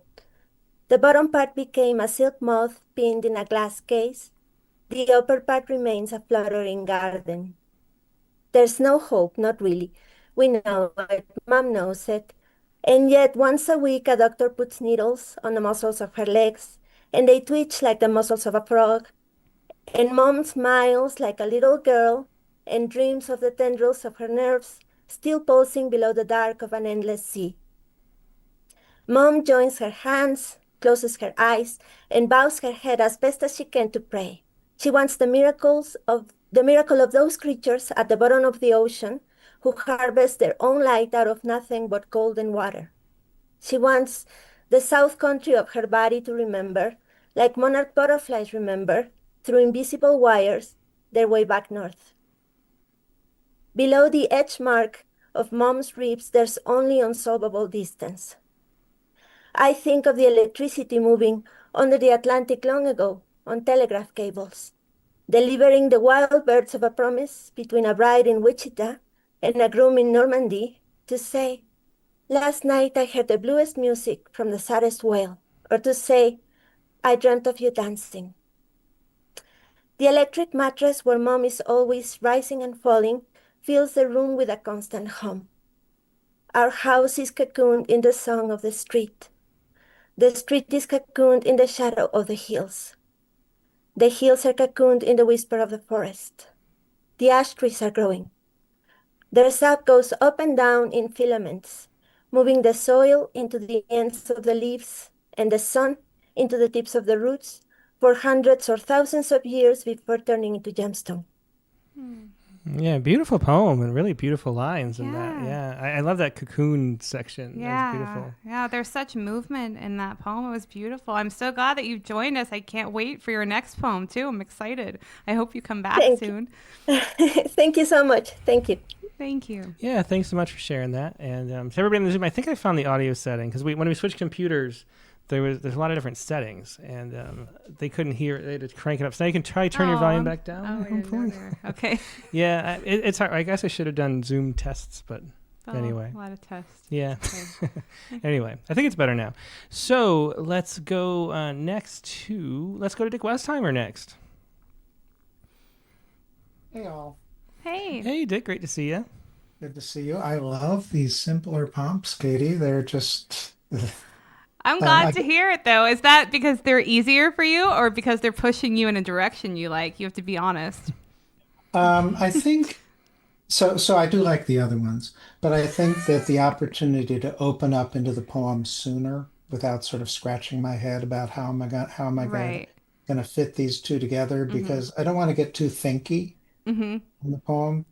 But if having a simpler one, I can just sort of like, I have a handle, I can dive in and I can fail a lot more. There's a lot less at stake if I fail because I haven't ruminated over it. So it's Right. just the way I write. It just connecting two or three things sometimes makes me think too much. And I'm really good at thinking too much.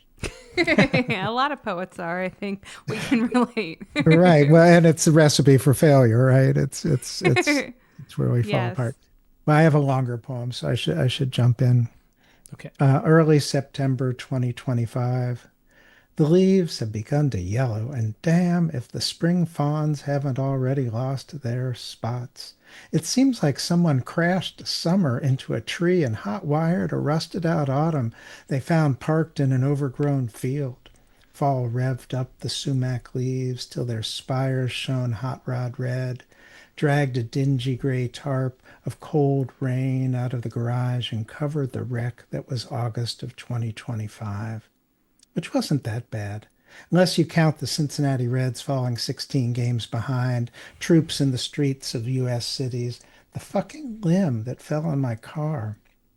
But oh, there was that wedding in Chicago, charged with the sort of electricity generated by queer joy, my grandson's first birthday at the Jersey Shore, where Italian flags flew on the beach, great ponchas hung over Speedos, and neon signs on the boardwalk advertised Curly's Fries and Johnny Scoop's famous water ice. And no, I am not musing about mortality and how seems to speed up as I get older, or even that sore on my left arm that just won't heal. It's those fawns and their camouflage, how this winter promises to be cold and long, and that everything these days is a metaphor for fascism, except fascism. And my Mayan friend now carries his passport, fearing someone demanding papers, please. How queer joy has to hide at weddings in Chicago, and how so many might not live long enough to see this season of waning light turn to spring.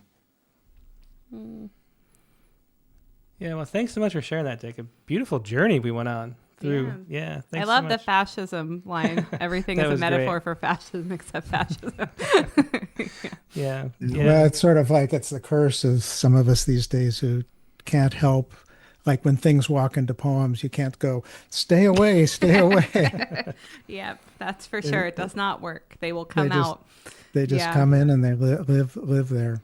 Well, thanks so much. I appreciate Yeah, the thanks so much, prompts Dick. every week. It's great. Thanks, Bye Dick. bye. yeah. It was Dick Westheimer with early September 2025. Let's go next to Amanda Harris. All right, so I had a lot of fun with this prompt. Uh huh. Yeah, great. Yeah, so mine is called Electric Goes the Muse. Electric goes the muse, I think, but the muse is non-compliant, and life is a narrative folding its arms. What can we do when our teens refuse to understand that cynicism is an epidemic? Electric goes the muse, I think, but the muse wears strange clothes and refuses to accept that its high-blooded yellowness makes it a foreigner. Electric goes the muse, but its fangs slow it like a stranger into the red. Whoa, yeah, great energy, intensity in that. Ending in the always. color Mhm. red. Oh, Yeah, thank you it's so nice. much. Yeah, thanks so much, Thanks. Amanda. Yeah. Yeah, it's Amanda Harris with Electric Goes to the Muse. Up next, let's go to Rick Pongratz. Hello. Hey. Hey, Rick, great to see you. It's good to see you too. Thank you so much. I'm on Team Dick Westheimer with Loving the Prompt, so I just Aw, echo good. everything you said. So, Great. yeah, thank you again. Should I jump in? Yeah, go ahead. Yeah, what do you have for us?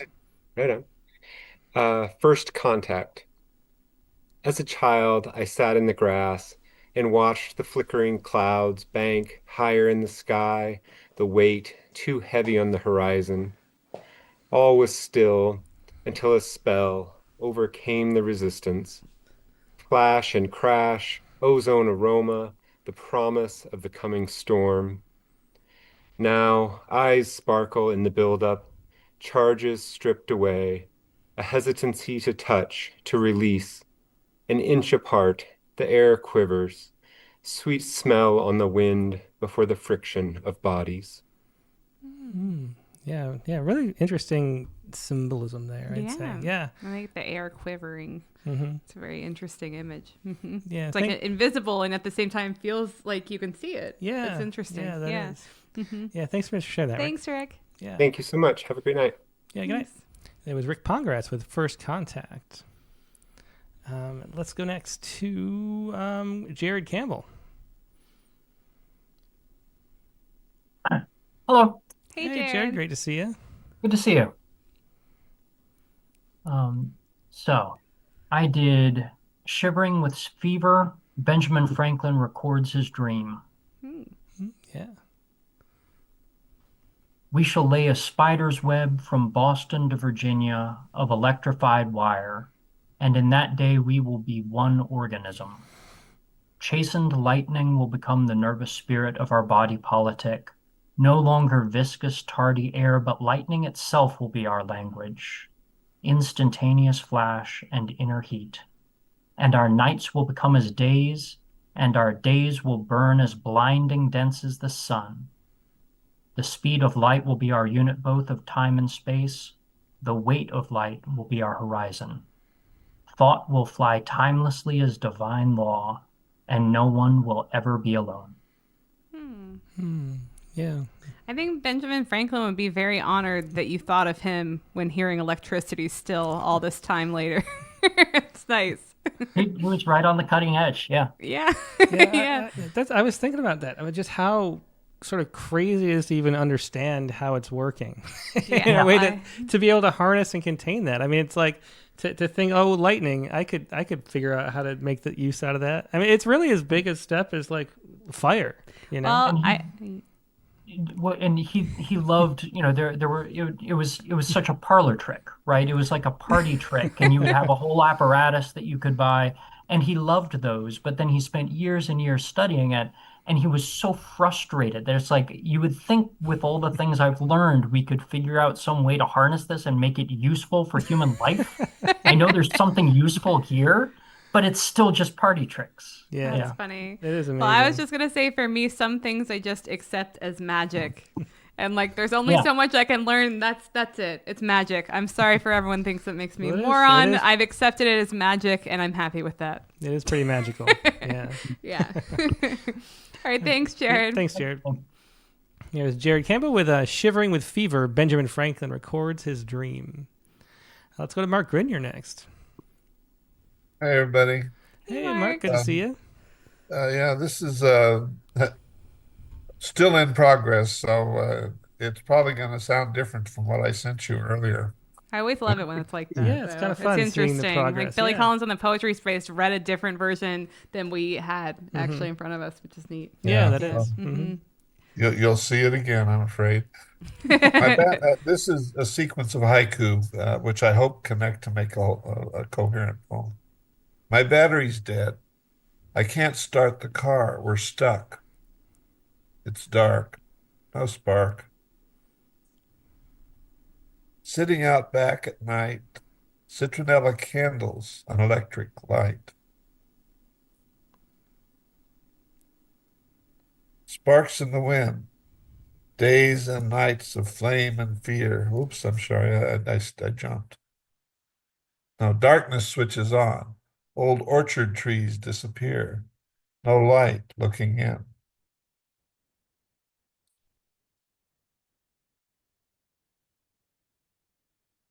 The fall moon rises, its light obscured by electric lights.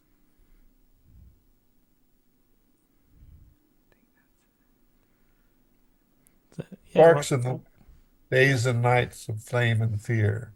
Energy shocks. That's all. That was the last one. Was a late edition. Okay. It felt like there was more. There was, yeah. Yeah, there was. Like I say, this is a work in progress. Oh, very cool. Thanks so much for sharing, Mark. Thanks, Mark. Bye. This is Mark Grenier with some electric coo. Let's go next to Nivedita Karthik over there. Hopefully we catch her before she has to go back to work. Hello. Hey, Nivi. Yeah, great to Hi. see you. Hi, guys. How you guys doing?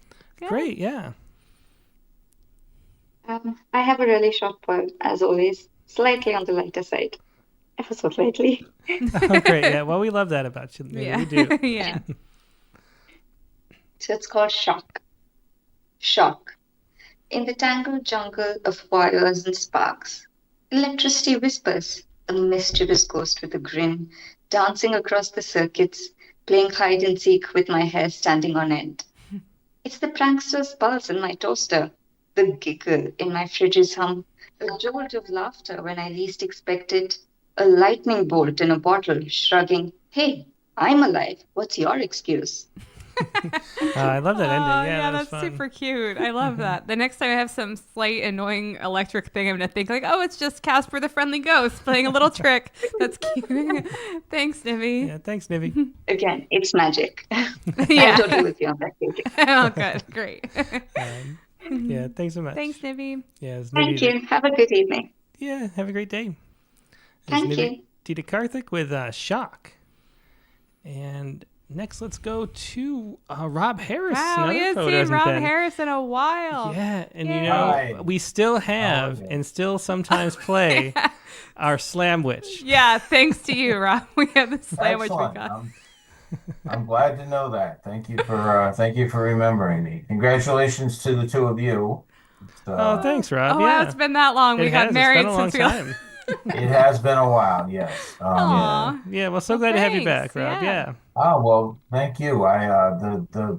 The prompt was one that electricity just sends my thoughts immediately to rock and roll. It's just kind of the art form that I've always kind of responded to. So I once upon a time was at a garage sale and I was pawing through a big stack of old 45 records and I bought a 45 record. I don't even own a record player, but I bought a copy of Rock Around the Clock by Bill Haley and his Comets. And I bought a copy. It was a quarter. I figured it was why not?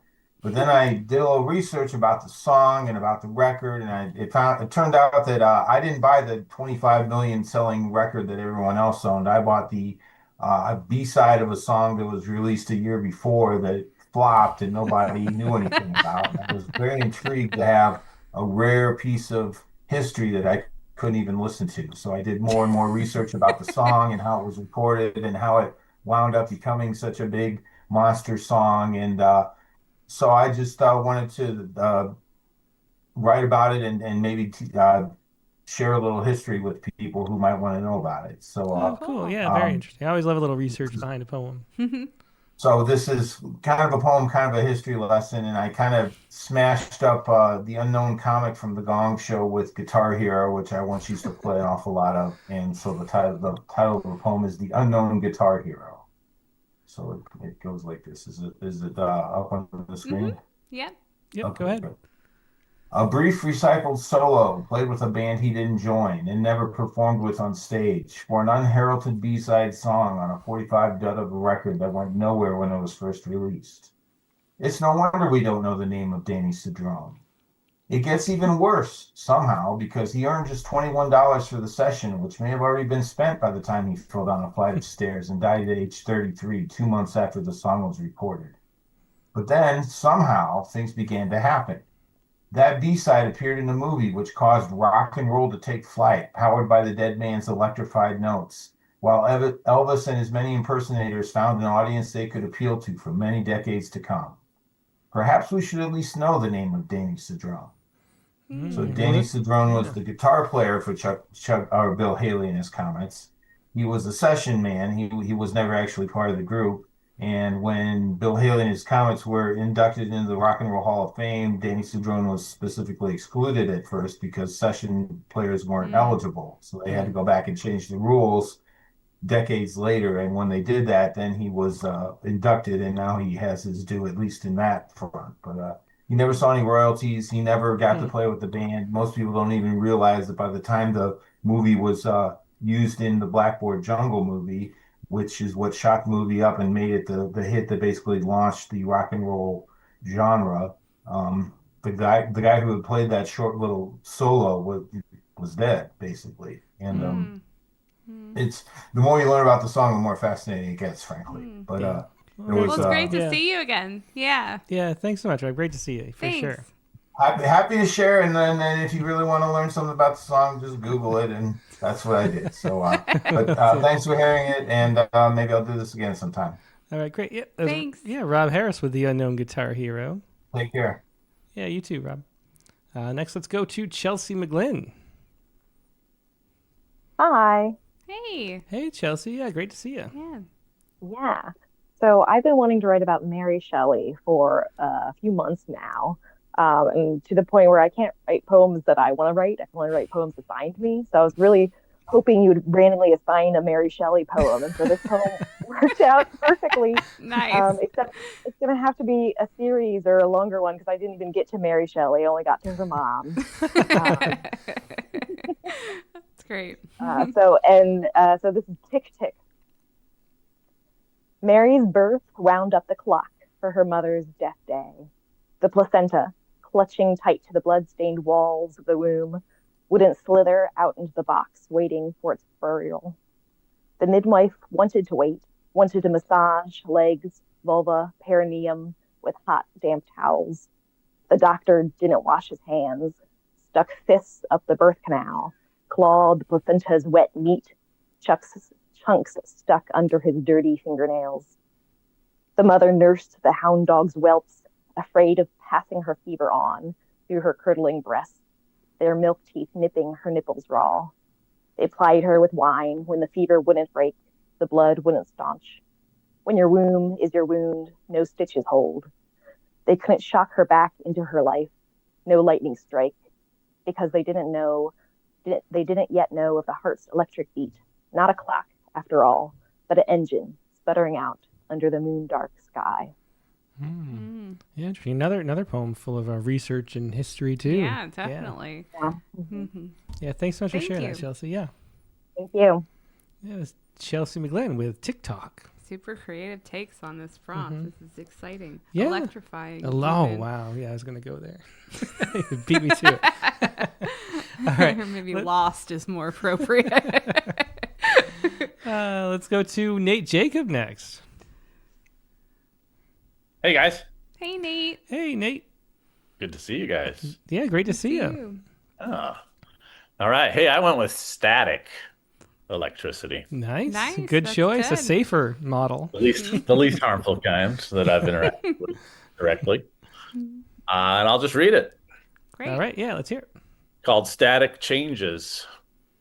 Those winter nights found so many kids shuffling around the shagged house in Dad's soft leather-soled woolen mucklucks pulled high over pants legs, lights off, shades drawn, arms extended to find anything metal. The other kids wide-eyed waiting for the arc of lightning between finger and doorknob, hinges and lamp bases, the zap and the ouch, driving us all to tears, laughing, and me next. The grocery store was mad with fathers last week. Move-out days for parents, move-in days for freshmen, and so many sad old men dragging their feet, pausing at Pop-Tarts, bagels, tins of soup, then back again because someone forgot that his kid prefers 2%, and the repeated delays, and the sad shuffling feet in the cookie aisle, anything to slow the release into the wild world. And the old carts wheeling across vinyl tile generate just enough spark into the hands of the grieving fathers to keep aching hearts pumping and alive, strong enough to let go of every eye-rolling child about to be sent out into a dark, shocking world as the stunned men watch and cry, laugh, and then somehow let go. Really cool, really fun to dramatize that into really was. really great use of what do you call it, like hyperbole, whatever device it is. Yeah. Pulling that into a bigger drama is Also, really neat. I have to thank you because I've been having a debate that could have been solved by Google, but I didn't want to Google it. If mucklucks was a real thing with Tim, because like I got him these socks like early on in our relationship. He's like, "Oh, thanks for the mucklucks." I was like, "The what? What are you talking about?" Yeah, we were just They're the talking height of fashion. They definitely are. They are so stylish and warm. I know, so warm. I don't know about stylish, But the problem is, I have to confess, I don't know if they're actually mucklucks. I just knew it was a word for some kind of sock, and that's what came out of my mouth. And so for like 3 years, I've been calling them my mucklucks. Which are you going to display them? They're right It was here. cold this morning. It was not cold. And It was 97. So this is what I call mucklucks. These are my Christmas mucklucks. Are those mucklucks? Are Count these? 'em. Yeah. Count 'em. Okay. It's Nice. down. Thank this you. This is very You have serious. solved This is important news. this I never long-held could have mystery. figured it out without your poem, Nate. Full points awarded. Hey, thanks, Nate. Nice to Awesome. see you. Yeah, thanks, Nate. Yeah, that was Nate Jacob with Static Changes. Yeah, really fun poem. I like that conceit. Yeah. All right, let's go next to Christiana Doucette. Hello, I was over here Googling muckluck. Well, I won't because I think it's wrong. I think they're like... We can't know the truth. We can't know the that truth. Nate spoke, and as we know, everything Nate says is super serious and real. Thus said Nate. Mm-hmm. Yes, exactly. Okay, so I wrote one that doesn't have a lot of backstory to it this time. It just is. This is To Lightning. Cool. Yeah, let's hear it. It's more focused on sound, actually, this time. To lightning. Burnt beamed tree untrunking. You travel the air, unraveling light's prisms into brazen thunder poems. Praise song spasms to electric nights, to days darkening with danger. Look at what elocution you've built, here and gone, swan song of storm. Your crystals clank droplets, yank negatives to their basest pulse, emulsify the charges clouds can't reach themselves to bridge heaven and earth in hell's green gold light. Gale rider, armed with fire you spy our quiet and pounce. The glass goblets you throw glister brute force, splashing your guilt against our highest walls. Hail chorus of bellow. You uproot the deep forests, telling your fellows tales we cannot unspell. You rouse our tousled children from sleep, heap them together. They keep hold of old blankets and each other as you roar. You night lip, split lip of sky screaming.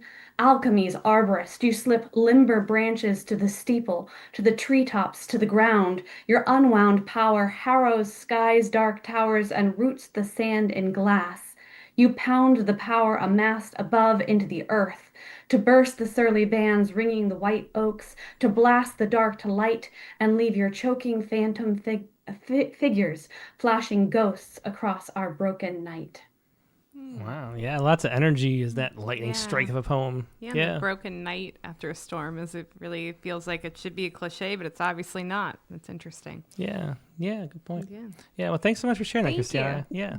Thanks. Yeah, it was Christiana Doucette with To Lightning. Let's go next to Matt Joseph. Hi, guys. Hey, Matt. Hey, How's it Matt. going? Great to see Hey. you. Yeah.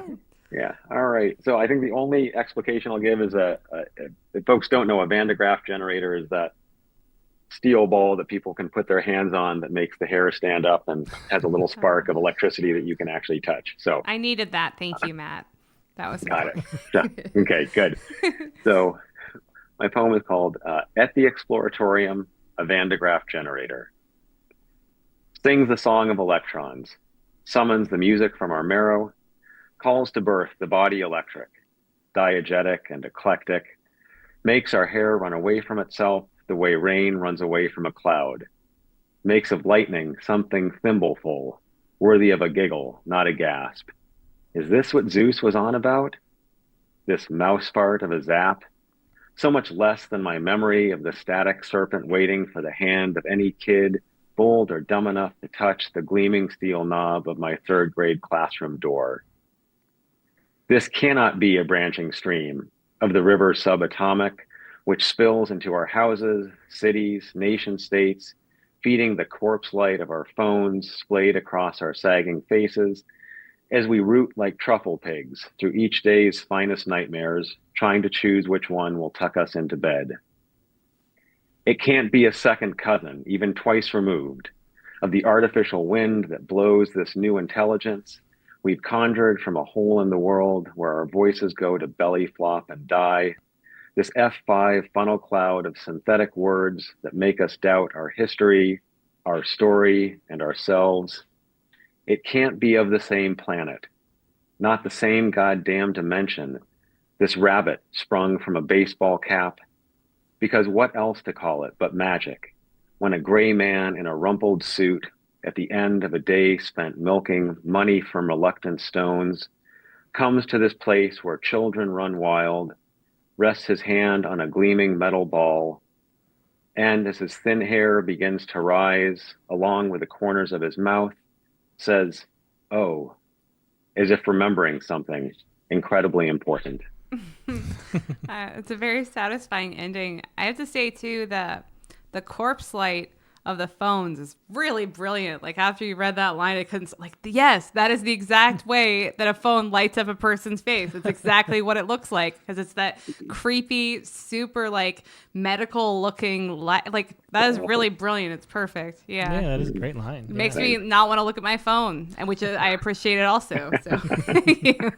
All right. Well, thanks, you guys. As always, love it. Thanks love so it much all. for that, Matt. Yeah. Thanks. Yeah, it was Matt Joseph with the Exploratorium. Albeit if I go to look at my phone at an inappropriate time, I'll be like, corpse light. No, bad. Put it down. That is great. Yeah. Yeah. Well, thanks, Matt. All right. And next, let's go to Tammy Smith. Hello. Hi. Hi. I was Yeah, here great to once see you again. before. It's good to be back. Yeah, thanks so much for coming back. Yeah. This is still in progress, but I have a good base going, and it's based on my experience with ECT treatments. Oh, okay. Great. So, called Without Memory or Desire. Zap. The world shrinks under anesthesia. Freezes. My body slackens, numb. 12 shocks, 3 times a week. Gloved hands, scrubbed masks. A white on white room spinning. Psychiatry's ancient spell. My toes twitch, the only sign of life stirring under a scratchy sheet. An electrifying whoosh seizes every resistance. My brain crackles, a frenzy even doctors fail to explain, how a jolt can sometimes lift despair and sometimes not. What's left gets recycled like rusty tin cans, the ones my hospital roommate once used to cut herself open. Every time Dad jokes I need more shock treatments or calls me crazy, I doubt he remembers checking locks, flicking light switches on and off. So many times our home felt like a stage. Well, great ending in that one. Yeah, thanks so much for sharing that, Tammy. Thanks, Tammy. Yeah. Thank you. And what was it called again? Without Memory or Desire. Without Memories or yeah. Thanks so much for sharing Thank that, you. Tammy. Yeah. It was Tammy Smith. And look who just popped on. It's Carla Schwartz coming up next. Hi. Hi. Hey, Carla, I am glad you in can make it. Me too. Me too. I mean, this is very last minute. I'm in the houseboat, but I hope you can hear me. Yes. I can, And okay, so this is it. And it's called Hair, so it could be for last week, but it's actually for this week. Interesting. Which, of course, Matt's poem also could have been for last week. That's a good point. Yeah, that's true. At the MIT fraternity 50th-ish reunion, everyone wore their graduation photos on their chest for recognition. At close to 70, all the men were bald or thin strands of gray curled up on their pates like artificial turf, except for the Argentinian gentleman farmer with his white wisps of sea foam, the aftermath of wave after wave of breakers bearing whiskey. But the photos remember the photos. Remember, this was the 70s. Hair everywhere. Thick, electric, frowed, or straight, gobs of it. And the women, too, wore winnowing white strands or long hair, colored, stiff, and wiry from too many years of blow drying. Years after playing in the sandbox. Interesting science. Yeah, really interesting and some great details in that. Yeah, Carla. definitely. Yeah. Mm-hmm. Yeah, thanks so much for sharing it. Yeah, and thanks for calling in from the houseboat. That was Yeah. exciting. It was. All right. Thanks so much. Yeah. Take care. Thanks, Carla. Bye. Take care. Thanks, Carla. Bye. Yep. Yeah, it was Carla Schwartz with hair. And let me see. Oh, Tina Denniclaw has made it. Hey, Tina, it's great to see you. Hi. Hi. So great big shout out to Christiana Doucette for helping me beyond here with iPhone and in the commute. And you guys don't want to hear how that all went for me. But without Christiana, We're glad you're here, though. Yay. Very glad, yeah. Oh my gosh. It had me on safe driving mode for the longest time, and I couldn't figure out why I couldn't hear anything. Oh. So, Mm-hmm. yeah, at any rate. So, okay. So thank you. So the easiest thing, I guess, is to start. This is in memory of Llewellyn Womack. She passed away in the 90s. Her family was quite wealthy. She told me once that they made their fortune manufacturing elevators when elevators were new technology. So I guess in America that means it was old money. But she had a master's degree in MFA, and she wanted terribly for me to read that, and I'm so glad I did. So all these years I've remembered what she wrote in there. Okay, so that's where this poem comes from. Yeah, interesting. Let's hear it. All right. Dots on a disc, electrifying. Llewellyn Womack, MFA thesis, commenting on Emily Dickinson's poem 124. Emily, in my teen years, was a feathered hope.